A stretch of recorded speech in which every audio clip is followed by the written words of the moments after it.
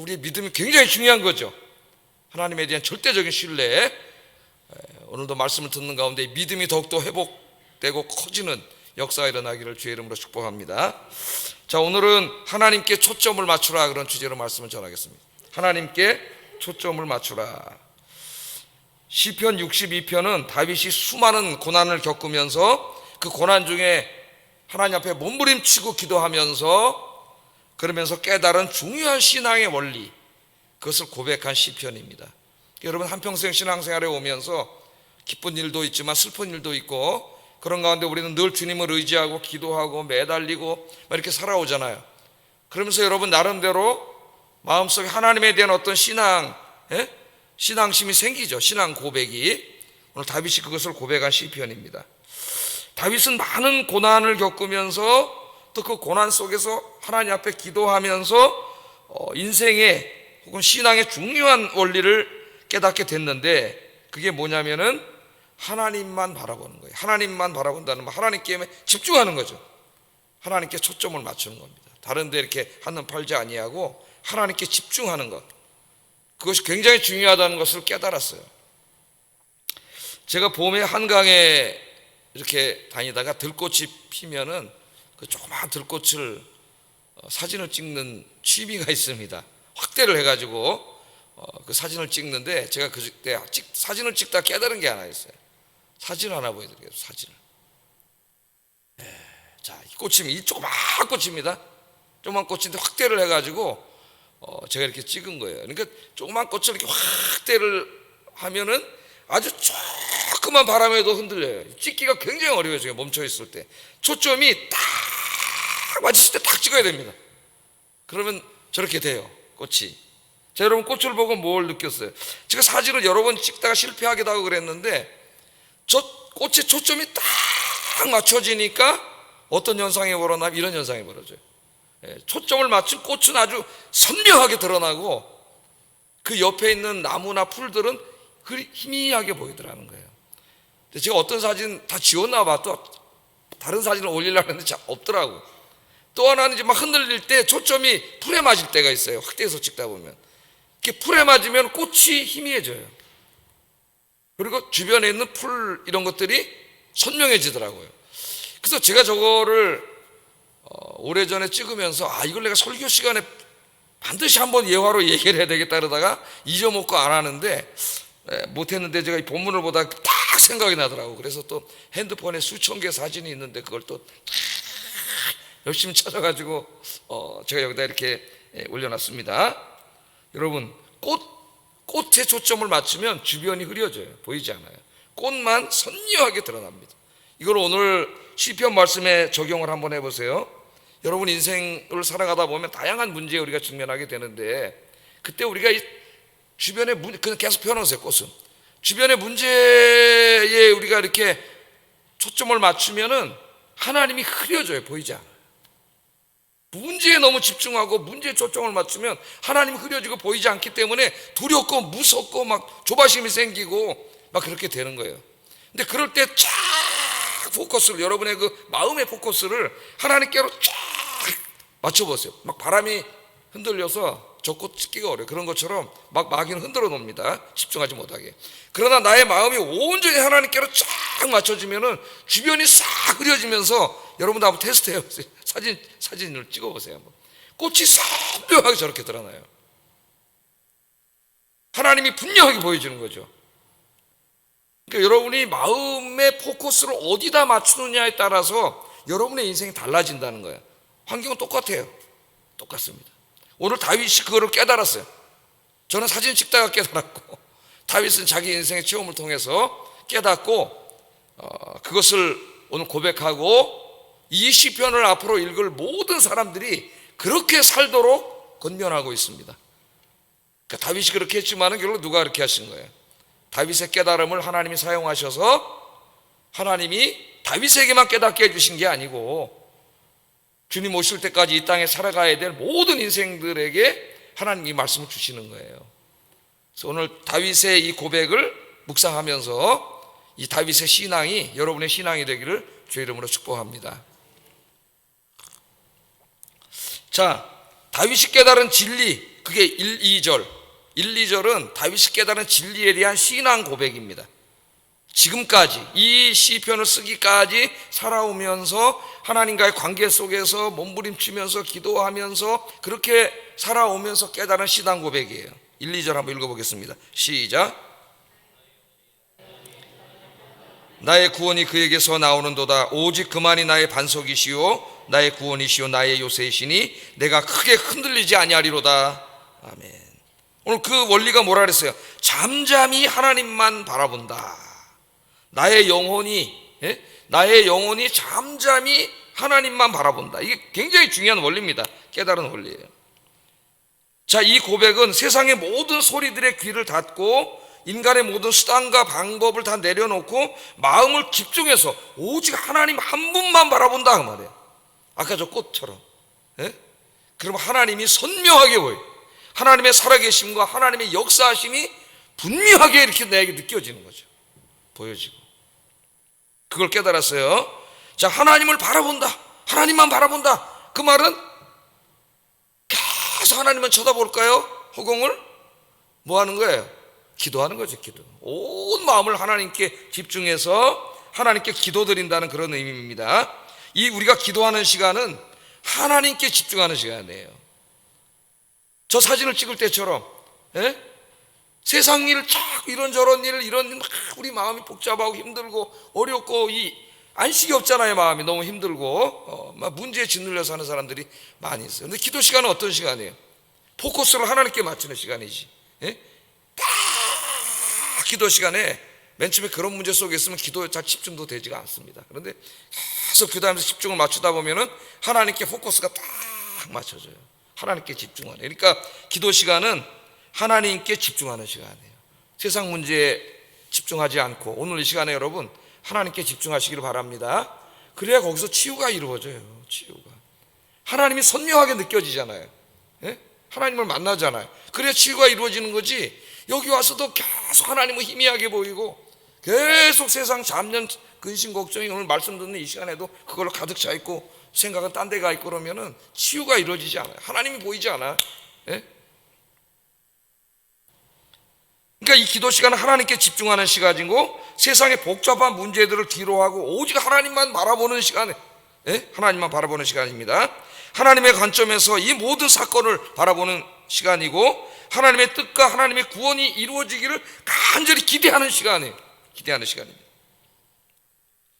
다윗은 많은 환난을 겪으면서 이걸 깨달았어요. 여러분 우리 다윗에 대해서 쭉 수요일날 공부를 해왔지 않습니까? 사무엘상, 사무엘하를 공부하면서 깨달은 게 뭐예요? 다윗은 하나님이 내 마음에 합한 자라 하는 그렇게 하나님이 사랑한 사람이었지만은 그 사람의 인생에 고난이 엄청나게 많았어요. 왕이 죽이려고 10년을 쫓아다니니까 어떻게 살겠습니까? 우리가 그걸 다 공부를 했는데 그 수많은 고난 속에서 다윗이 쓰러지지 않을 수 있었던 것은 그 고난을 바라봤으면 쓰러졌어요. 10년 동안 왕이 죽이려고 쫓아다니는데 여기 숨어 있으면 일로 쫓아다니고 여기 있으면 또 사람들이 고발해가지고 또 군대가 쫓아오고 계속 그러잖아요. 사무엘서를 읽어보면 어떻게 그 가운데 살 수가 있을까요? 여러분 불안해서도 못 살 거예요. 그 가운데 다윗이 깨달은 건 뭐냐면 하나님을 바라보는 거잖아요. 하나님께 집중해. 사울의 군대 나를 죽이려고 하는 자들 그런 자들이 항상 있어요. 나 그런 자를 쳐다보지 아니하고 하나님을 바라보는 거예요. 하나님만 바라보면 된다. 오늘 것을 강조합니다. 여기 하나님만 이라는 고백에 집중해야 됩니다. 하나님만. 시편 62편에 보면은 하나님과 만, 이 만을 함께 사용하고 있는 게 4번이나 나와요. 1절, 2절, 5절, 6절. 하나님만이 굉장히 강조되는 거죠. 여기에 만은 히브리어로 아크라는 말을 번역한 것인데 이는 배타적인 의미를 가진 불변사예요. 오직 하나님만, 그걸 굉장히 강조하는 불변사예요. 하나님 외에는 어떠한 가능성도 생각하지 않는다는 겁니다. 오직 하나님만이에요. 오직 하나님만. 그때 쓰는 말이 이 만이에요. 아크. 그러니까 우리 신앙생활에 뭐가 중요해요? 자꾸 이 주변을 바라보지 말고 환경 바라보지 말고 어떤 훈련을 해야 돼요? 하나님만 바라보는 훈련을 해야 돼요. 하나님만 바라보는 훈련. 다윗은 어떠한 인간적인 수단과 방법을 바라보지 않았습니다. 우리가 사무엘 상하에서 공부하는 것처럼 힘들고 어려울 때 절망적인 일들이 벌어질 때 오직 하나님의 무릎 꿇고 기도하잖아요. 다윗은 기도하는 사람이에요. 그 사람이 왜 그렇게 성공하고 훌륭하게 복을 받았느냐? 그 사람은 오직 하나님만 바라보는 사람이에요. 하나님만. 여러분 어떻게 살고 있습니까? 요즘 상황이 복잡합니까? 해결의 기미가 잘 보이지 않습니까? 어떻게 해야 될지 잘 모르겠습니까? 간단합니다. 인생이 복잡할수록 해결책은 간단해요. 누구를 바라보면 돼요? 하나님만 바라보면 돼요. 하나님만. 왜 다윗은 이렇게 하나님만 바라봅니까? 예? 왜 이렇게 하나님만 바라보고 하나님께 집중하고 하나님께 기도합니까? 그 문제를 해결할 수 있는 분이 하나님밖에 없기 때문이에요. 예? 자기를 막 왕이 죽이려고 하고 군대가 쫓아오고 그러는데 도망다니는 것도 한계가 있지. 예? 그러니까 다윗이 여기서 왜 하나님께만 집중하냐 하면은 이 위험으로부터, 고통으로부터, 환난으로부터 나를 구원해 주실 수 있는 분은 하나님 한 분밖에 없어요. 그래서 1절 하반절에 보면 나의 구원이 그에게서 나오기 때문입니다. 예? 오직 내가 왜 하나님만 바라봅니까? 나의 구원이 오직 하나님에게서 나오기 때문이다. 여기 구원은 우리 영혼을 구원한다는 신약적인 의미의 그런 구원이 아닙니다. 내 인생의 모든 위험과 고통, 환난으로부터 나를 구원한다는 의미죠. 예? 인생의 모든 문제로부터 나를 구원하실 수 있는 분은 이 세상에 아무도 없어요. 하나님 한 분밖에 없습니다. 그렇기 때문에 하나님만 바라보는 거예요. 그러니까 하나님을 바라보고 기도하면은 하나님이 해결해 주세요. 할렐루야. 이걸 수도 없이 깨달았어요, 다윗은. 그러니까 이게 자기의 신앙 고백이 된 거예요. 이게 믿음이 된 거예요. 그러니까 다윗이 힘들면은 절망하는 사람이 아니라 무릎 꿇고 기도하는 사람이 된 거예요. 그래서 2절 하반절에 이렇게 말합니다. 아무리 힘든 일이 몰려와도 나는 크게 흔들리지 않습니다. 우리 흔들리죠. 막 깜짝 놀라고 당황하게 되고 막 절망이 몰려오고 좌절하고 막 그러는데 다윗은 흔들리지 않는다 그래요. 왜 흔들리지 않을까요? 이 믿음이 있기 때문이에요. 비록 또 이런 일이 환난이 닥쳐온다 할지라도 내가 하나님께 기도하면 하나님이 해결해 주실 경험을, 그런 체험을 너무나 많이 했기 때문에 그게 확신으로 남아있는 거죠. 확신으로. 그래서 흔들리지 않습니다. 모든 사람은 흔들리는데 다윗은 흔들리지 않는다, 그렇게 고백하고 있습니다. 자, 이것이 1절 2절이 뭐라 그랬어요? 이 시편을 쓰기 이전까지 다윗이 경험했던 하나님에 대한 신앙을 고백한 겁니다. 다윗의 신앙 고백이에요. 나는 나의 모든 구원이 하나님께로부터 오는 걸 알기 때문에 오직 하나님만 바라봅니다.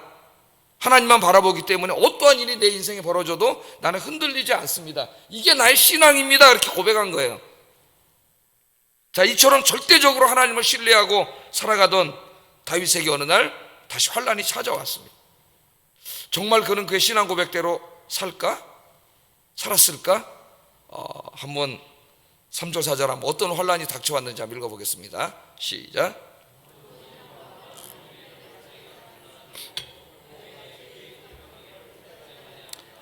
그들이 그를 그의 높은 자리에서 떨어뜨리기만 꾀하고 거짓을 즐겨하니 입으로는 축복이요 속으로는 저주로다.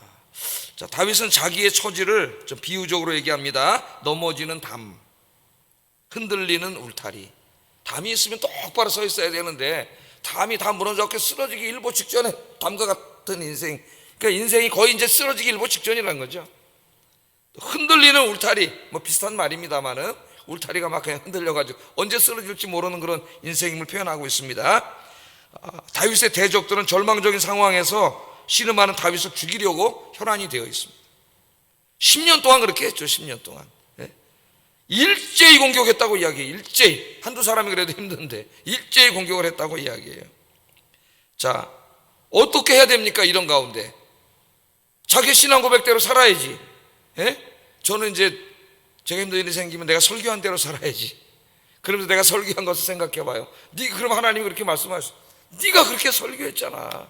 그럼 너도 그렇게 살아야지. 너도 그렇게 믿어야지. 그때 믿음이 확 생겨요. 내가 설교한 대로 살자. 그런 마음이 생겨요. 자, 다윗은 1절 2절에서 이렇게 고백했습니다. 나는 오직 하나님만 바라봅니다. 근데 또 이런 상황이 닥쳐왔어요. 그 말씀을 알고 있는 것과 말씀대로 사는 것은 전혀 별개의 일이에요.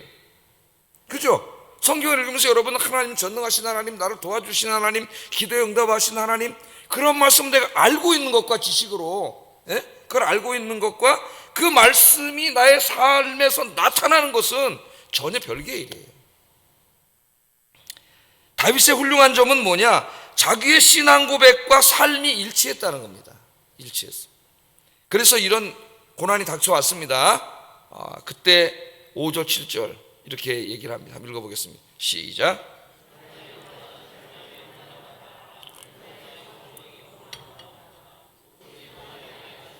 나의 구원이시오 나의 요새이시니 내가 흔들리지 아니하리로다. 나의 구원과 영광이 하나님께 있으며 내 힘의 반석과 피난처도 하나님께 있도다. 아멘. 자, 이 말씀을 피상적으로 읽으면은 1절 2절하고 별로 다른 게 없어요. 단어 몇 개만 틀리고 거의 똑같습니다. 반복처럼 보여져요. 그러나 자세히 관찰하면 단순한 반복이 아닙니다. 1절 2절은 자신의 확신, 아까 말했죠, 신앙 고백을 이야기한 것이고, 5절 6절은 그 확신대로 살 것을 자기에게 이야기하고 있는 거예요. 그러니까 자기 독백이라고 할 수가 있겠어요. 자, 나는 하나님만 바라보고 살겠습니다 이렇게 얘기했잖아요. 그게 나의 신앙입니다. 그런데 지금 이런 환란이 닥쳐왔단 말이에요. 그러니까 인간인지라 약간, 인간인데 완전하진 않죠. 약간 두려움도 있을 수 있고 불안할 수도 있는 거죠. 그때 자기가 이제까지 경험해왔던 하나님에 대한 신앙 고백, 하나님만 바라보면 하나님은 나의 구원이 되어주신다, 나의 반석이 되시고 요새가 되시고 나의 구원이 되신다고 1절 2절에 고백했잖아요. 그런데 그게 지금 그 말씀과 신앙 고백이 약간 흔들리는 거지. 그래서 5절 7절은 그 신앙 고백을 다시 한번 자기에게 이야기하고 있는 거예요. 자기에게. 그러니까 뭐라, 나의 영혼아 잠잠히 하나님만 바라라. 이제 누구에게 얘기해? 자기 영혼에게 하잖아요. 너 이제까지 그렇게 고백해 왔잖아. 그런 하나님 믿고 살아왔잖아. 그러니까 이 어려움 속에서도 잠잠히 하나님만 바라봐라. 그러면서 1절의 신앙 고백을 반복하는 거죠. 여기서 그 말씀을 다시 다 머릿속으로 다시 한번 외우면서 자기에게 이야기하고 있는 것입니다. 이 상담 심리학자 중에 이제 데이빗 칼슨이라고 하는 사람이 있는데, 이 사람이 행복하게 살기 위해서는 늘 자기 자신에 대해서 긍정적인 자기 이미지를 가지고 있어야 한다고 그렇게 말을 했습니다. 맞는 말이라고 생각해요.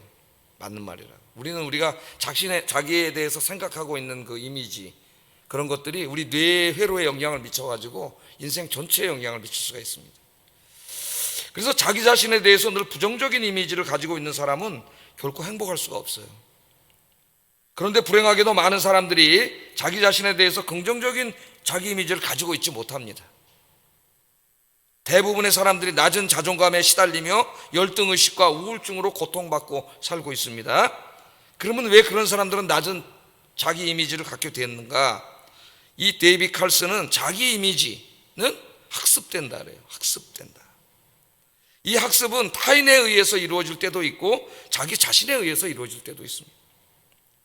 타인 중에 한 사람의 자존감에 가장 영향을 미치는 사람은 부모님이라 그래요. 부모가 어렸을 때 아이에게 부정적인 자아상을 심어주면 그 아이는 자라면서 낮은 자존감을 갖게 되고 자신은 아무 쓸데없는 사람이라고 하는 생각을 갖고 아이가 자란다고 합니다. 이런 경우 그 아이의 낮은 자존감은 부모가 학습시켜 준 거예요. 꾸중할 때 계속 말을 통해서 학습시켜 준 거죠. 이 말을 계속 들으면서 아이는 그렇게 자기가 그런 존재라고 학습이 된 거예요. 그러나 낮은 자존감은 자기 자신에 의해서 자기 스스로가 자기에게 학습시킬 수도 있다 그래요. 낮은 자존감을 가진 사람들은 늘 자신과의 대화를 할 때 부정적인 대화를 합니다. 부정적인 대화. 주로 이런 대화를 나눈다 그래요. 나는 아무 가치 없는 사람이야. 나는 잘할 수 있는 일이 하나도 없어. 잘하는 게 하나도 없어. 나는 돈도 없어. 나는 많이 배우지도 못했어. 나는 머리도 안 좋아. 날 좋아하는 사람은 아무도 없어. 나는 외모도 예쁘지 않고 잘생기지 않았어. 늘 자기 자신과 이런 부정적인 대화를 나눔으로써 자기 스스로가 실제는 그렇지 않은데 자기 자신을 자꾸 그런 존재로 자기가 학습시켜 버리는 거예요. 마귀가 역사하는 거죠. 거기에 마귀가. 그래서 정말 물론 조금 모든 인간이 완전하지 않기 때문에 조금 부족한 면이 저도 있고 누구에게나 있습니다. 예? 그러나 그런 것만 지나치게 부각시켜서 묵상함으로 말미암아 자기 인생이 불행하게 되는 거죠. 그래서 하나님이 주신 많은 능력과 재능과 멋진 부분이 많은데 그런 것들을 하나도 보지도 않고 생각도 안 하고 계속 부정적인 것만 바라보면서 불행해지는 거예요. 그래서 이 상담 심리학자들은 높은 자존감을 회복하기 위해서는 자기와의 긍정적인 대화를 많이 나누라 그래요. 긍정적인 대화를. 아침에 눈을 뜨면서 자기와 긍정적인 대화를 나누기 시작하면 낮은 자존감에서 해방되어 행복한 삶을 살 수 있다고 이렇게 우리에게 권고하고 있습니다. 그래서 먼저 자기 자신에 대해서 장점을 3가지만 한번 생각해 보세요. 장점, 훌륭한 점. 나는 3가지 없는데요. 그 사람은 하나님을 거짓말쟁이로 만드는 거예요. 하나님은 누구에게나 3가지 이상의 장점을 다 주셨어요. 자기가 계속 부정적인 자기 대화만 나누어서 다 있는지도 모르고 사는 거예요. 잊어먹고. 3가지를 한번 생각해 보세요. 아침에 자리에서 일어나자마자 이 장점들을 가지고 거울을 보면서 자기와 긍정적인 대화를 나누세요. 제가 오래전에도 설교하면서 비슷한 얘기를 한 적이 있는데 거울을 딱 보면은 잘생긴 얼굴이 딱 나타납니다. 야, 잘생겼다. 내가 키만 조금 컸으면 영화배우 했을 텐데. 하나님 감사합니다. 긍정적인 이미지. 나는 하나님의 아들이다. 아침에 딱 그러면 나는 하나님의 아들이다. 나는 하나님의 딸이다. 하나님께서 나를 향해 놀라운 계획을 가지고 계신, 하나님 나를 너무 사랑하셔서 외아들을 주신 정말 하나님 앞에 너무나 고귀한 사람이다. 나는 정말 부족한 점도 많지만 참 괜찮은 사람이다. 나는 참 매력적인 사람이다. 나는 하나님께 복을 앞으로 많이 받을 사람이다. 나는 소중한 사람이다. 가치 있는 사람이다. 이렇게 자기와의 긍정적인 대화를 나누라는 거예요. 아침에 눈을 뜨자마자 뭐 이렇게 생긴 놈이 다 있냐. 긍정적인 대화를 나눠요. 여러분은 어떤 대화를 나눕니까? 여러분 스스로와. 오늘 이 말씀과 관계해서 제가 지금 말씀을 드리는 거예요. 굉장히 중요해요. 다윗도 지금 긍정적인 대화를 나누고 있거든요. 좀 이따 제가 말씀드리겠지만은 믿음 안에서 여러분 하나님은 우리를 어떻게 만들었다 그랬어요? 신묘막측하게 만들었어요. 여러분은 하나님의 걸작품이에요. 걸작품. 그걸 모르고 제가 진짜 길거리에 앉아서 커피 한잔 마시면서 이렇게 광화문에 앉아보면은 그 많은 사람들이 왔다 가는데 진짜 신묘막측하게 하나님이 똑같은 사람이 없어. 다 하나님 작품이에요. 그래서 여러분 하나님 안에서 늘 자신에 대해서 긍정적인 대화를 나누고 감사하는 훈련을 하시기를 주의 이름으로 축복합니다.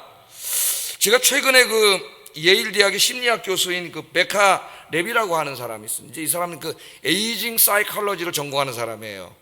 그러니까 에이징이 뭐예요? 나이 들어감이죠. 나이 들어감, 늙어감. 그 늙어가면서 이제 그 심리적으로 우리에게 다가오는 것을 연구하는 노인 심리학 전문가라고 할 수가 있겠습니다. 이분이 나이가 든다는 착각, 저 착각이라 그러잖아. 나이가 든다는 착각, 이렇게 제목을 정했어요. 나이가 든다는. 우리가 이제 나이가 연세가 드신 분이 많기 때문에 제가 이 책을 읽어봤습니다. 저 자신도 저도 이제 에이징이 되잖아요. 에이징 하고 있는 사람이기 때문에. 자, 그래서 이 책에 보면은 노인들 이렇게 이제 나이 드신 분들을 불러다가 그 나이듦, 노인이라 그러면 생각나는 어떤 그 이미지를 쓰라 그래요. 이제 써서 받아보면 어떤 사람은 상당히 부정적인 것만 써. 기억력이 감퇴된다, 체력이 떨어진다, 뭐 활력이 떨어진다, 병에 걸려도 잘 낫지 않고 회복이 안 된다. 근데 어떤 사람은 참 지혜가 많다, 더 많이 사랑하게 된다, 이런 긍정적인 것을 쓰는 사람들도 있대요. 연구를 하려고. 이 두 부류를 나누어서 이제 그 사람들은 뭐 한 10년, 20년 추적해가지고 이제 이렇게 연구를 하고 이런 식으로 연구를 하잖아요. 이 사람들이. 근데 이 늙어감에 대한, 이 나이 들음에 대한 부정적인 자기 인식을 써놨던 이 사람들은 대부분이 상당수가 다 알츠하이머에 걸리거나 병에 걸리거나 체력이 급가하거나 노인은 행복하지 않아요. 그런데 그 나이 들음에 대해서 아까 뭐 지혜롭다라든가 사랑이 많아진다라든가 이 긍정적인 이미지를 쓴 사람들은 다 이분들이 알츠하이머도 거의 걸리지 않고 병도 걸리지 않고, 어떤 사람 90살까지 수영을 하고 노래를 부르고 산을 다니고 운동을 하고 이렇게 되는 것은 많은 자료와 연구 자료를 제시합니다. 이 책에서. 그래서 그 이 노인 아까 늙었다는 착각. 어떤 분이 이제 나이도 먹었는데 내가 뭐 이제 교회 봉사하고 이제 그만 쉬어야지 이런 생각을 하는 사람은 큰일 나요. 이런 사람들. 그거는 착각이라 그래. 착각. 예? 자, 그래서 이 착각, 이 부정적인 고정관념 있죠? 나이 들에 대한 부정적으로 고정관념, 사람들이 진리처럼 말하는 게 뭐예요? 나이가 들면 기억력이 떨어진다, 신체 기능이 저하된다, 병이나 부상이 되면 회복이 느려진다, 호기심이나 활력이 떨어진다. 주로 많이 쓰는 게 이런 거라는 거죠. 저자는 이런 나이 들에 대한 부정적인 고정관념이 지배하는 사회에 살면서 부정적인 자기인식을 갖는 사람들은 실제로 이 치매, 알츠하이머에 많이 걸린다 그래요. 훨씬 더 많이. 나이 들면 기억력이 떨어져. 우리도 저도 입으로 그런 말을 할 수가 있는데 기억력이 점점 더 좋아지는 사람도 훨씬 많아요. 그런 사람은 굉장히 많이 이야기를 합니다. 어떤 태도를 가졌냐에 따라서 확 달라지는 거예요, 여러분. 지금부터 인생이, 여기도 연세 드신 분이 많이 오셨는데요, 예? 신체 기능도 더 저하되고 회복도 더 느려진다 그래요. 근데 이러한 나이 들에 대한 부정적인 고정관념들은 근거가 없는 것이라고 이야기합니다. 근거가 없다 그래요. 나이가 들어서도 더욱 왕성한 기억력과 신체 기능을 가진 분들, 가슴 설레는 일을 하는 분들, 상당히 많은 분들을 소개해요. 그런데 이런 분들이 특히 많은 나라가 어디냐면 동남아시아라든가 아프리카라든가 이런 문화는 노인들이 공경받는 문화예요. 이제 농촌 사회나 이런 데는 그 나이 드신 분들의 많은 지혜가 필요하지 않습니까? 그분들이 젊은이보다 훨씬 지식이 많아요. 그러니까 젊은이들에게 가르치고 지혜를 가르치고 젊은이들이 노인들을 존경하고 이런 사회의 노인들은 100살까지 살고 알츠하이머에 거의 걸리지 않아요. 그런데 서구 사회 같은 데는, 오늘 서구 사회는 나이가 들에 대한 상당히 부정적인 것이 고착화된 사회라 가지고 그 별로 대접받지 못합니다. 미국이나 유럽 이런 사회에서 이제 나 좀 있으면 저 요양원에 가야 되는구나. 이게 서양 사람들 상당히 많이 알츠하이머에 걸려요. 신체도 약해지고. 그 사회 인식도 굉장히 중요한 거죠. 문화적 사회 인식도. 우리 사회에서 지금 노인 비하 발언이 계속 나오고 있습니다. 이 정치하는 인간들에 의해서, 이 기자들 뭐 이런 사람들에 의해서. 그렇게 되면은 진짜 힘든 사회가 돼요, 노인들이. 그래서 이건 다 잘못된 고정관념이기 때문에 긍정적인 생각을 가지라는 거죠. 긍정적인 생각. 제가 이제 예를 들면 그 책 얘기보다는 제 얘기를 한번 해보면은, 저도 읽으면서 그런 생각을 했는데, 제가 올해 이제 한국 나이로는 환갑이잖아요. 지난주에 이제 축구를 하는데 뭐 어떤 친구가 뛰면서 그 청년 23살 먹은 청년에게 내가 36살인데 축구를 한다 뭐 이런 식으로 얘기를 하더라고요. 근데 옆에 또 웃으면서 내는 환갑인데 그랬더니 깜짝 아니 그게 가능합니까? 그때 막 뛰면서 2골 넣었어요, 지난주에. 젊은 친구들하고. 나는 내가 무슨 걔들에 비해서 체력이, 물론 스피드는 느리고 좀 순발력도 느려. 그러나 부정적인 생각을 안 가져요. 내가 뛰면 쟤도 제끼고 한 골 넣을 수 있다는 긍정적인 생각을 갖고 있기 때문에 지금도 그 20대 30대하고 2시간씩 뜁니다 제가. 뛰면서 골 벌써 두 게임에서 4골 넣었어요. 해트트릭을 벌써 올해 2번이나 했어요. 17골. 몇 게임 안 했는데 17골을 넣었어요. 그러니까 이제 신체도 건강해지고 종아리가 이만합니다. 종아리가.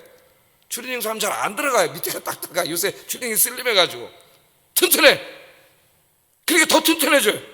기억력도 제가 떨어진다고 생각 안 하고 책을 읽고 막 하니까 책도 읽으면 다 머리 외워서 얘기하잖아요. 여러분. 이 책 내용 지금 다 외워서 얘기하는 거예요, 여러분들한테. 기억력 떨어지지 않아. 그러니까 그런 생각 아예 하지 마세요. 늙으면 신체 기능이 떨어진다, 기억력이 떨어진다, 아이고 난 늙었어. 그런 알츠하이머 걸려, 치매 걸려. 이 예일대학 교수가 하는 말이에요, 여러분. 그런 거 하지 말고 얼마든지 더 기억력도 좋아질 수 있고 운동을 해서 신체도 더 건강해질 수 있고. 제가 빅토르 프랭크는 80이 넘었는데 암벽을 탄다 그랬죠. 지금 92세가 넘은 할머니가 수영을 하고 그런 분들이 많아요. 지금 막 가수들 보세요. 80이 넘었는데 얼마 전에 페트킴이 나와서 그냥 우와 노래를 하는데 얼굴에 피부가 매끈매끈해. 난 늙었어 이제. 아이고 이거 봐 이거. 그런 소리 하지 말라는 거예요. 이게 떨어지잖아. 내년에도 우리 성도님들 성가대 다 제가 얘기했잖아요. 연세들어 다 성가대 쓰시고 다 그런 마음을 가지고 살아야 행복해지고 치매도 안 걸리고 신체도 건강해지고 가슴도 뛰고 활력도 생기고 할렐루야. 그렇게 사시기를 주의 이름으로 축복합니다. 오늘 다윗이 약간 그런 생각이 나니까 자기 독백 속에서 자기 신앙 고백을 하잖아요. 긍정적인 얘기를 하잖아요. 예? 지금 제가 이걸 강조하려는 거예요. 내 영혼아 잠잠히 하나님만 바라봐라. 예?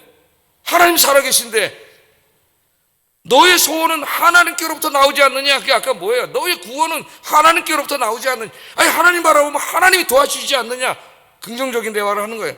하나님이 너의 반석이고 피난처여 요새가 되어주지 않았느냐? 누가 누구에게 하는 말? 자기가 자기에게 긍정적인 얘기를 하는 거예요. 신앙 안에서.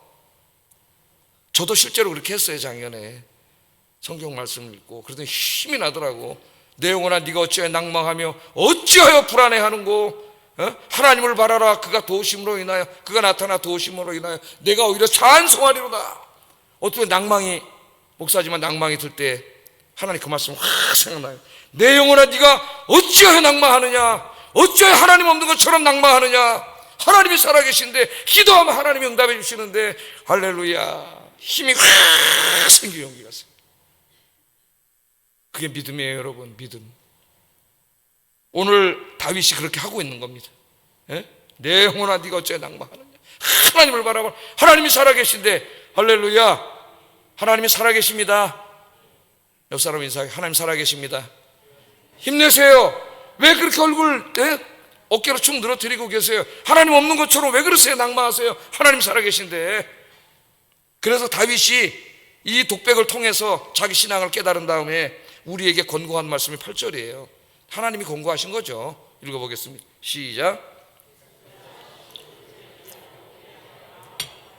하나님은 우리의 피난처시로다. 아멘. 그래서 이제는 모든 사람에게 이 신앙의 비결, 이 신앙의 원리, 환난과 고통을 극복하고 이 가운데서 기쁨과 행복한 삶을 사는 비결, 그게 뭐예요? 시시로 그를 의지하라. 시시로 그를 의지하라. 그의 앞에 네 마음을 토해라. 여러분 여기 밥 먹고 소화가 안 된 게 있으면 불편하고 막 아프잖아. 이걸 다 토해내면 어떻게 해요? 시원해지잖아. 여러분 마음속에 온갖 이런 찌꺼기들 계속 혼자 막 이러지 말고 기도하면서 하나님 앞에 그냥 다 쏟아놓으세요. 다 토하세요. 그럼 속이 시원해져. 하나님이 응답해 주실 줄로 믿습니다. 그래서 다윗이 깨달은 다음에 그렇게 사는 사람이 너무 많으니까 이 얘기를 한 거고, 하나님은 다윗의 고백을 우리에게 이야기해 주는 거예요. 하나님을 바라보고 시시때때로 하나님을 의지하고 너의 마음을 다 하나님 앞에 가서 토해놓고 기도하면 하나님이 응답해 주신다. 할렐루야. 그런데 어리석게도 9절 10절에 보면은 슬프다. 뭐가 슬퍼? 사람을 의지하고 권력을 의지하고 돈을 의지하고 여전히 그런 사람들을 보고 슬프다. 슬퍼요 목사. 슬퍼. 슬프다. 그러면서 뭐라 그래? 그 사람은 입김이라 그래. 그 사람 인간이 가진 지혜, 권능, 능력, 돈, 그런 거는 그 무게가 입김도 안 되는 것들이에요. 그런데 그런 걸 의지하려고 그러니까 슬프다. 하나님이 슬픔이에요. 하나님이 슬픔. 그런 거 의지하지 말고 오늘 잘 오셨습니다. 시시로 하나님을 의지하고 기도하며 살아가시는, 하나님만 바라보고 살아가시는 여러분 되기를 주의 이름으로 축복합니다. 우리 찬송 하나 부르고 기도하겠습니다. 하나님의 사랑을 사모하는 자, 하나님의 평안을 바라보는 자, 너의 모든 것 창조하신 우리 주님이 너를 얼마나 사랑하시는지 찬송 부르겠습니다. 이거 아니야. 이 찬송이 아니에요. 잘못했죠. 나의 영혼이 잠잠히 하나님만 바라며 나의 구원이 그에게서 나는도다. 우리 목사님 악보를 주셨어요. 찬송하겠습니다.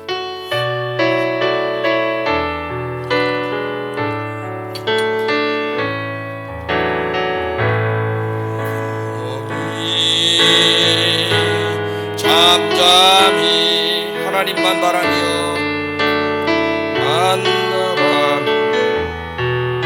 나의 구원이 그에게서 나는도다. 그에게서 나는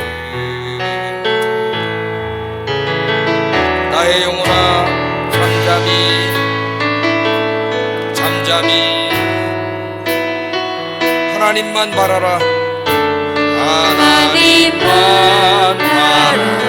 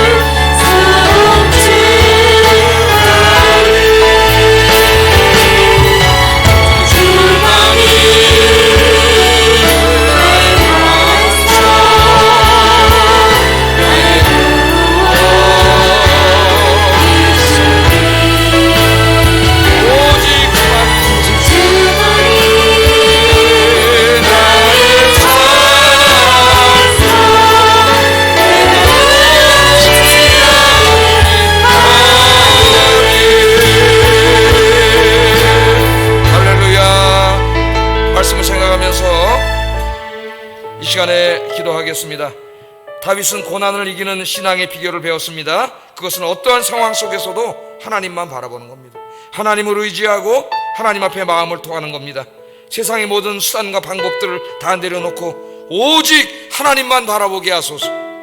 두 번째, 아무리 절망적인 것 같고 아무리 캄캄한 것 같아도 하나님을 바라보면 거기에 길이 있습니다. 인생의 문제를 해결할 수 있는 분은 오직 하나님 한 분뿐입니다. 돈을 의지하지 말고 권력, 사람 의지하지 말고 영원히 변치 않으시는 하나님만 의지하며 살게 하소서. 기도 제목이 저 두 가지 파란색 기도하겠습니다. 사랑과 은혜가 충만하신 아버지 하나님, 주님의 놀라운 사랑을 감사합니다. 오늘 하나님 시편 62편 다윗의 이 신앙 고백을